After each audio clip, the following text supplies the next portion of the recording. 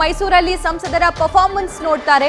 ಅಭ್ಯರ್ಥಿ ಆಯ್ಕೆ ರಾಷ್ಟ್ರೀಯ ನಾಯಕರು ಮಾಡ್ತಾರೆ. ರಾಷ್ಟ್ರೀಯ ನಾಯಕರು ಈ ಬಗ್ಗೆ ಸರ್ವೆ ಮಾಡಿಸಿದ್ದಾರೆ. ಮೈಸೂರಲ್ಲಿ ಟಿಕೆಟ್ ಬಗ್ಗೆ, ಮೈಸೂರಿನ ಲೋಕ ಟಿಕೆಟ್ ಬಗ್ಗೆ ಆರ್ ಅಶೋಕ್ ಅವರ ಪ್ರತಿಕ್ರಿಯೆ ಇದಾಗಿದೆ.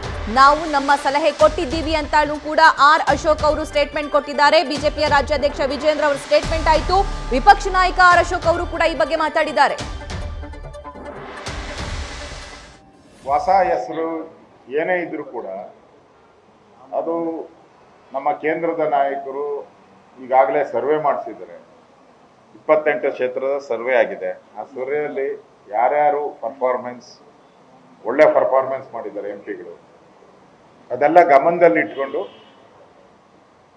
ಹೊಸ ಅಭ್ಯರ್ಥಿಗಳನ್ನು ಎಲ್ಲೆಲ್ಲಿ ಹಾಕ್ಬೇಕು. ಬಿಜೆಪಿ ಅಂದರೆ ಆ ಥರದ ಒಂದು ಪ್ರಯೋಗ ನಾರ್ಮಲಿ ಮಾಡ್ತಾರೆ.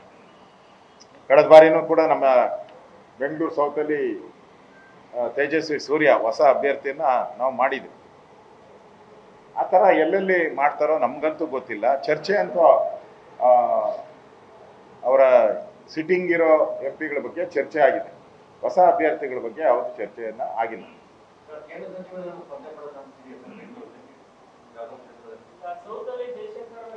ಇಲ್ಲ, ಆ ಥರದ್ದು ಯಾವುದು ಈಗಿಲ್ಲ.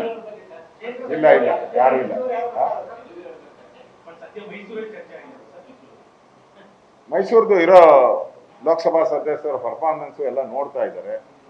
ಅಲ್ಟಿಮೇಟ್ ತೀರ್ಮಾನ ನಮ್ಮ ರಾಷ್ಟ್ರೀಯ ಸಂಸದೀಯ ಮಂಡಳಿ ಇದೆ, ಅಲ್ಲಿ ತೀರ್ಮಾನವನ್ನ ಮಾಡ್ತಾರೆ. ನಮ್ಮ ಸಲಹೆಗಳನ್ನ ನಾವೆಲ್ಲರೂ ಕೂಡ ಕೊಟ್ಟಿದ್ದೀವಿ. ನ್ಯೂಸ್ ಫಸ್ಟ್ ನಿರ್ಭೀತಿಯಿಂದ ನಿಮ್ಮ ಪರವಾಗಿ.